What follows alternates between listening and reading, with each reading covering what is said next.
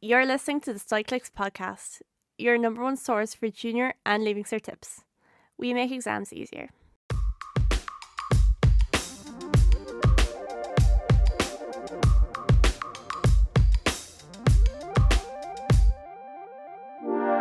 Welcome back to the studyclix podcast. You are listening to Emer and Nessa. We are sisters and podcast hosts and studyclix colleagues and anything else that you think Everything. suits. Any other connection you can draw. Give us a job, we'll do it. But for the purpose of this podcast, we are podcast hosts and we are also tip givers and advice givers. And if you're familiar with the podcast and have heard us before, then you'll know that we will be giving lots of tips and advice and our experience with studying and doing well in exams and things like that. We like to think that we give good advice sometimes, don't we, Nessa? I mean, yeah, I think the advice is pretty good. I wish that I could travel back in time and give my advice to like school me. Yeah, me too. Because I think the advice, I have really good advice now that I'm finished. Why wasn't I this now that wise? I've done everything. I know. Yeah. It's just from like working at studyclix and like talking to loads of people, you pick up on so much, and we're like, well, we know so much now, so let's make it easier for people who are in school now, so they can hear all this and be like, wow, yeah, I never thought of doing that. And it's like the very basic stuff, isn't it? Like I'm thinking It's back, so how did basic. I just, like, if I had thought about this for about 2 seconds, then I could have made this much easier on myself. Or you just get like small bits of advice from people as you're getting older, and it's like, that's so basic. Why didn't I think of that? Or like, if someone had just told me this 5 years ago, my life would have been so much easier. Anyway, so that's what we're here to do, to be that person and just kind of speed up the process of you giving you advice so that you get it a bit sooner and make life a bit easier. And yeah, I was going to say, do you know, like, there's like this one person on TikTok that everyone stitches with, and she's just like, show me the life hack that you just learnt one day and now you use it. Whenever I hear it, I'm like, yes, I'm watching all the way to the end. Yeah, go on. I was just like, there's just so, that's the way I want the kind of the podcast to be, is just that like you just watch this thing and you're like, oh my God, this is so simple. Yeah, I want people to have the equivalent of listening to this podcast and being like, oh my God, what a hack, what a way to approach my studying. Yeah, so I hope we're like that. We don't always have like, it mightn't always be like revolutionary, but we definitely always come at it from a kind of realistic and positive point of view, I think. So today's theme is tips on how to stop procrastinating. Now, myself and Emer kind of have spoken about procrastination in different contexts on previous podcasts that we've done, because it's like a huge thing, but I feel like we haven't really talked about it in the context of what we're going through right now. Just for anyone who's listening in the future, we record this in February 2021 during lockdown number 17. 2.360. Yeah. So it's just like people, we're getting, I find out, I don't know about you on customer service, but on social media, I'm getting so many more messages about people saying, I can't motivate myself, I can't stop procrastinating. So I just felt like it would be good to do like a kind of a revised 2021 version, tips on how to stop procrastinating. So that's what today's episode is all about. Definitely. And I'd say there's very few people out there who have not experienced at least a little bit of procrastination over the pandemic and the lockdown. If they say they haven't, they're liars. Yeah, and like, it is so tough to stay focused at the moment. Like, I have no idea how the current students are dealing with it. Well, and I'm sure some of them aren't, and that's very, very understandable. And I suppose, yeah, our tips in this podcast are just going to try and give you some ways to try and tackle it if you ever do feel that you're getting really unfocused or really demotivated and not able to do anything. Like, I wouldn't be hard on yourself if you are like that, because I think everyone, like, it's so understandable to procrastinate at this time. But I suppose we're just going to try and give some quick and easy tips to avoid it at most times, but don't be hard on yourself if you can't do it all the time, because some days you just do not want to do what you're supposed to do, and that's okay.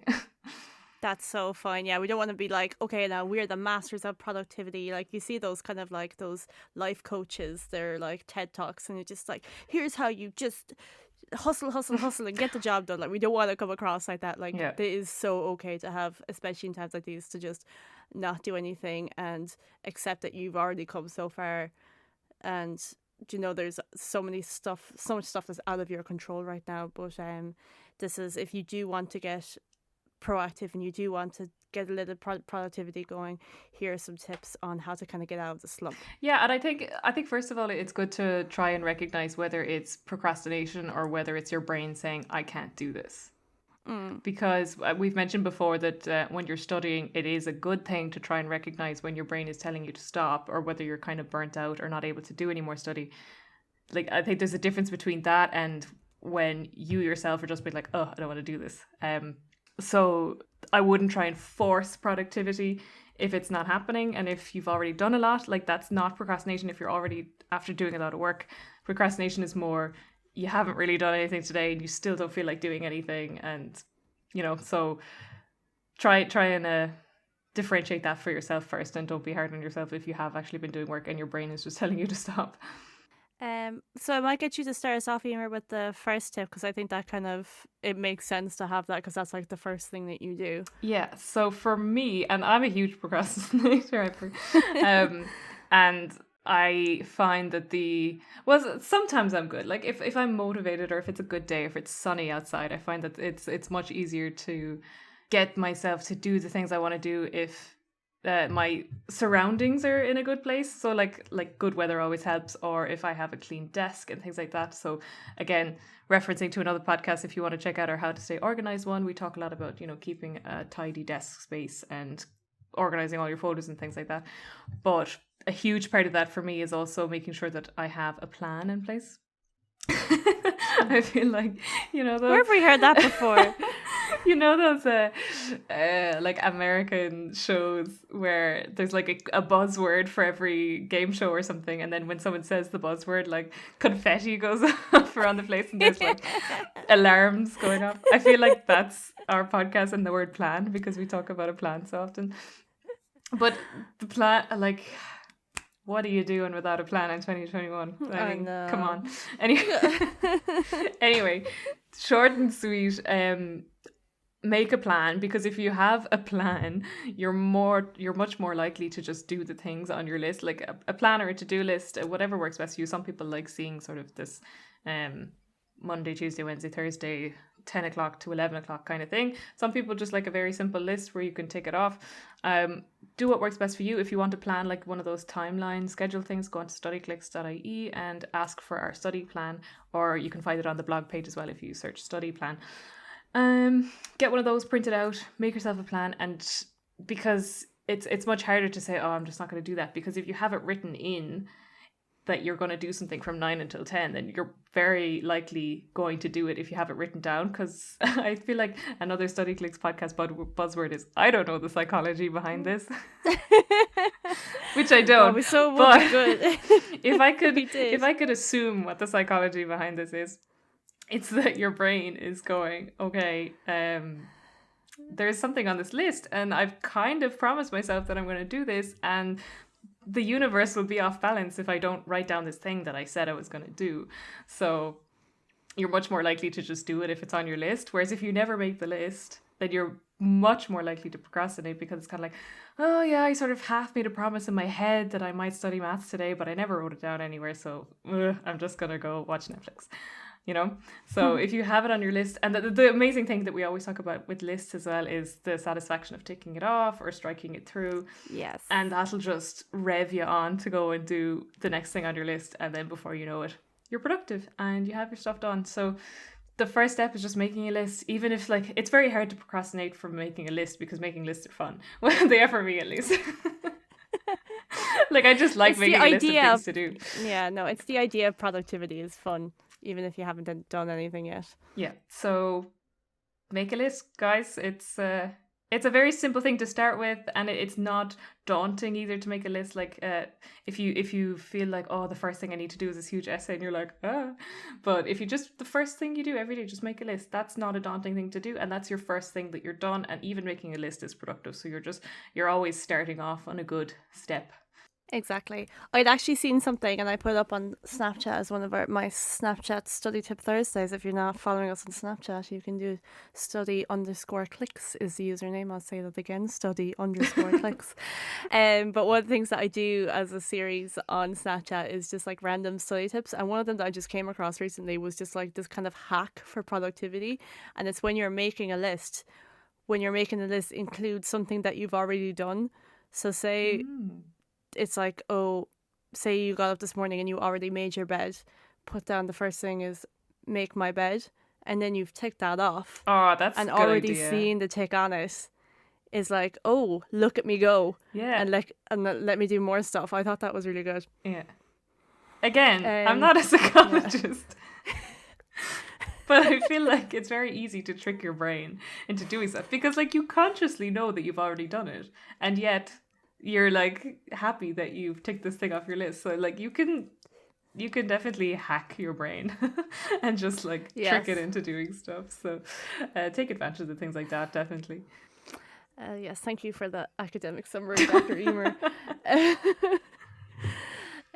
So like kind of get into it's important when you are procrastinating to get to like the root of why you are procrastinating, because only then can you like, if you know the reason, then you can kind of look, okay, well, how do I solve that? And I think two of the most kind of common kind of things that like common methods or common causes, sorry, for procrastination is either that your goals or what you want to do is too vague, or it seems like a lot of work and you kind of don't know where to start.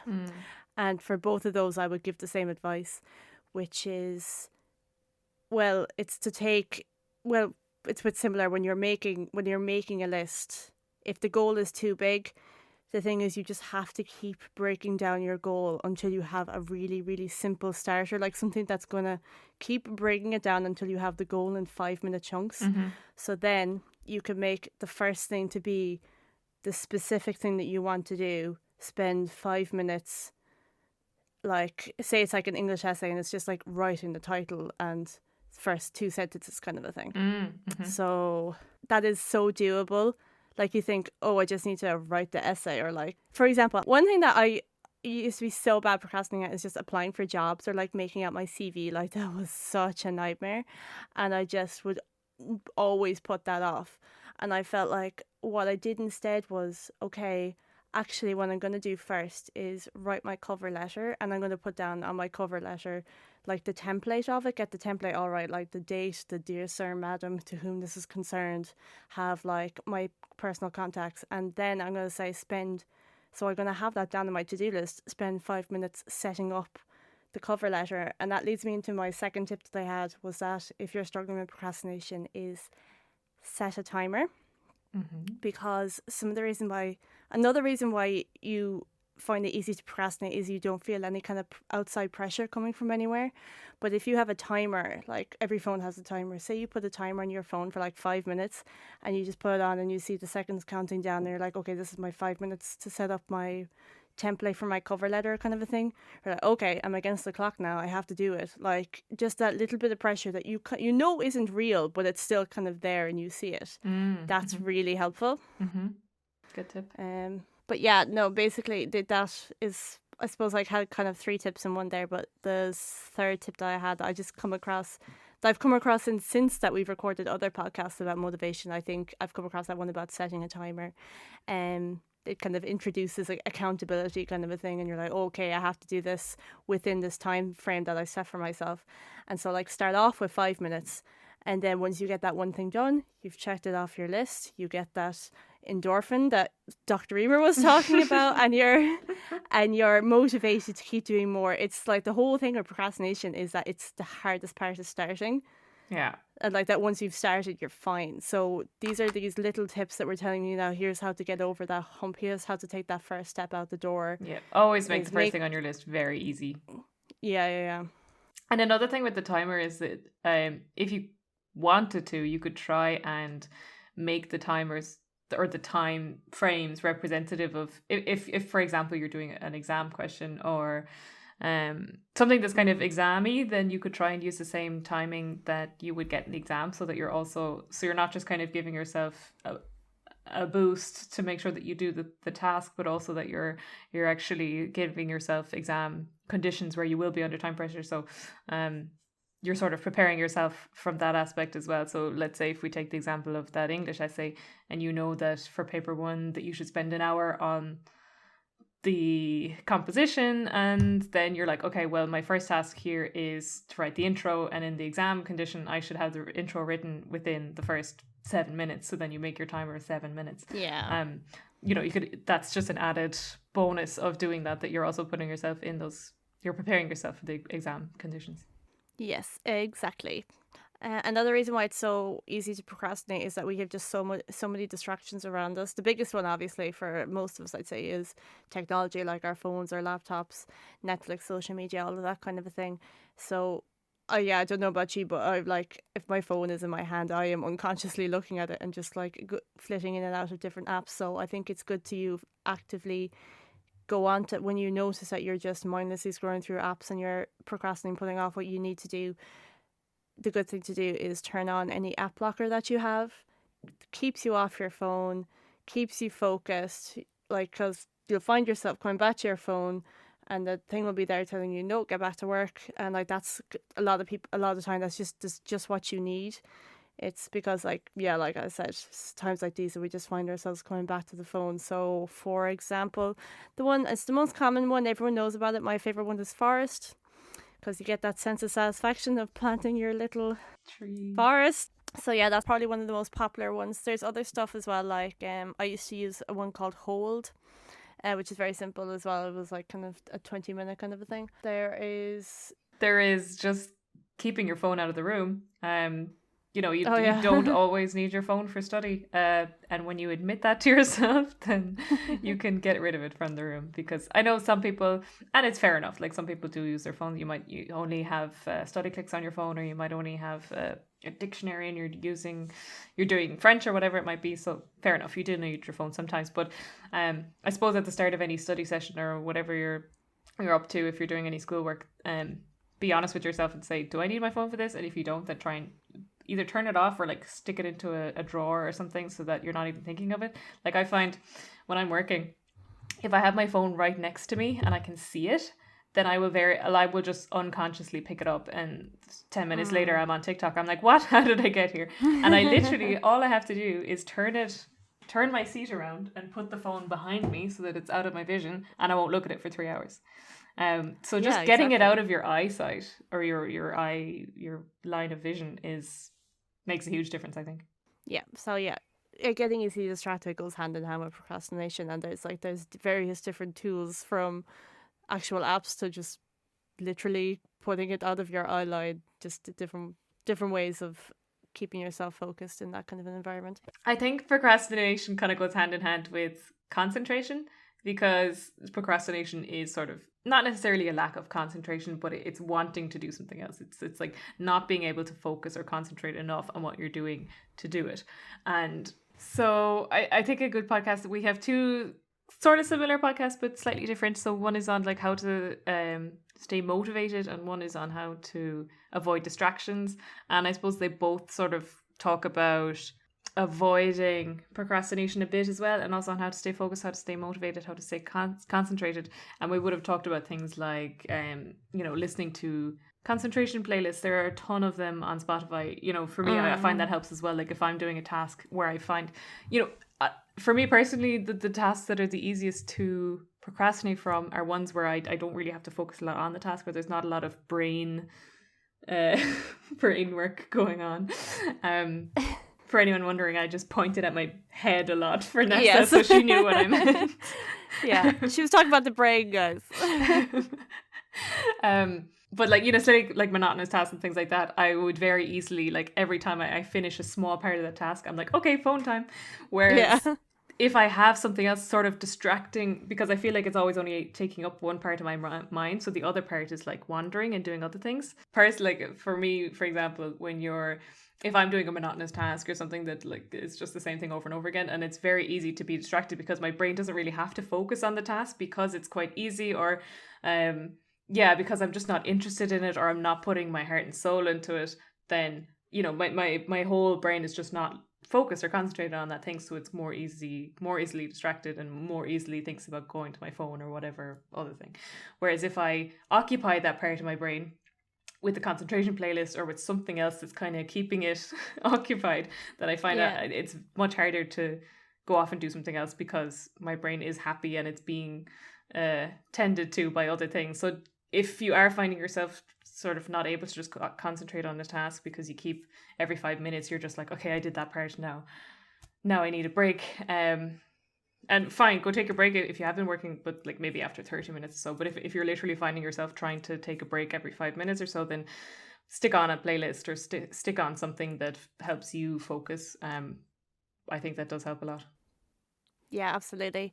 I'd say maybe like on a final note, because I don't want to, there might be people out there who are listening to this and their reasons for procrastinating might be more clinical. Like there's it's every chance you're procrastinating because you actually have depression or anxiety or some kind of mental disorder, or like ADHD. I mean, lots of people have ADHD and just aren't diagnosed with it. I think that's so many people completely have valid reason to not focus on something.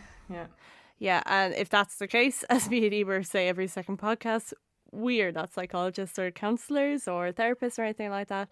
But if that's the case, it's that you definitely need more professional help and that kind of, and hopefully you could get like medication and counseling. But like if you have, like I said before, getting to the root of your procrastination, if it's something more serious like that, please don't be putting the pressure on yourself to use these kind of productivity tips. Like it's genuinely debilitating to have to deal with stuff like that. So yeah, definitely get yourself all the help you can get. Big time. Yeah. And I think that's really important to say, especially after us just giving these tips. Like, do not take these tips as like, oh my God, I need to try these, and if they don't work, I'm a complete failure. You are not a complete failure. They work for some people. Hopefully some of them work for those of you listening. If they don't, it's not your fault. Just keep trying, or maybe there is lots on this topic as well on the internet, so you could find some other methods that other people have used that we didn't get a chance to talk about on this podcast. But there are ways for everyone out there to try and get jobs done and tasks done, so don't lose hope. And also, like we said, it's a pandemic, so you are forgiven for not focusing, but do try and use these tips, and if they help, we are delighted. We're hoping that they can, even if it's just makes your homework a little bit easier to focus on, or if some of the tips make your weekend study that little bit more manageable and doable, then that's great. Yeah, absolutely. Yeah, we do really need to. I felt like I actually did not emphasize, I said at the beginning, but I didn't emphasize it enough, that like the massive reason for procrastinating is that like national morale is at an all-time low right now. So yeah, definitely there's, if these, like Emer said, like if you try out these productivity tips and it still isn't kind of, you're still not feeling motivated, I would blame the general state of the world and not yourself. Yeah. So, but you know what? Like I would, again, it doesn't work for everyone, and maybe not everyone is into it or up for this kind of thing, but your friends can be a really great source of support here, and maybe you could suggest to them that you have this kind of agreement that if anyone is procrastinating, that you all come together, and not physically come together, but that you're all together in the group chat, and people are like, and you send in a picture of you studying and say, look, I'm studying, you can do it too, or get creative with it. I don't know, you might have some fun ideas of your own, but definitely use the like emotional support that you have out there, and that should be hopefully your friends or your family, or even people on the internet, friends that you make on the internet. People on the street. No, but like some people, not everyone has good friends from school or good friends from their town or whatever. So big time, yeah. Find people online. The StudyClix discussion forum, there are really cool people on that, giving advice and giving support to each other. Yeah. You can definitely draw a lot of motivation from those people. Those guys are hard workers. So yeah. I think that's it. Is it, Nessa? We should probably stop rambling. I should definitely stop rambling. Yeah, I feel like once again we have picked a topic for our podcast and it has turned into an amalgamation of all sorts of things. But I think maybe a good thing to do is just do a quick roundup of everything that we mentioned. So it started off with Emer mentioning making a plan, making a list. I said You need to break, if stuff is overwhelming or if it's too vague, you need to break it down into a 5-minute chunk. You need to set a timer to kind of add a little bit of a pressure or accountability. I can't remember what you said after that, Emer. I talked about with the timer that you should also use it to prepare for the exam conditions. Use the same timing as there. Yes. Also that you should listen to concentration playlists and also listen to some of the other podcasts that we did on staying motivated and avoiding distractions, because obviously stay away from your phone if you can. That's a huge source of procrastination. Yes, and just like finally, if there was actually like any kind of a serious reason for why you're procrastinating, that like you need kind of more help, and just don't blame yourself kind of if these tips don't work. So yeah, that's it for another podcast. Thank you Thank for God, listening. we knew when to stop talking. As always, we would say please follow us wherever you listen to your podcast. If you're listening to us on Apple Podcasts, we would adore it if you left a nice review. You can also review a written review. I think you can review on Spotify now. I gave someone a review. Well, I didn't review them, but I gave them I think you can give ratings on Spotify now. So if your podcast app allows ratings, then please just give us a rating, a 5-star one, preferably. Yeah. Preferably. And if you have any suggestions for any future podcasts you'd like us to do, it's so easy to contact us. You could message on any of the social medias which I run, or you could message on studyclix, the messaging service that is on studyclix. You can email us. And yeah, like I'd say, my plug for social medias, please follow us on all the social medias. We are on Facebook, Twitter, Snapchat, Instagram, and now we're on TikTok. So please do contact us there if you ever need any advice, or if you have any like suggestions or nice feedback. If you're going to be critical, please be constructive. Yeah, no, and we always like hearing from people, and we always try to take on advice or suggestions and things like that. So do get in touch if you want to say hi. Absolutely. Always trying to make the lives easier and better for people. Mm-hmm.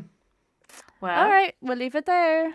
Slán. Okay, see you next time. Bye.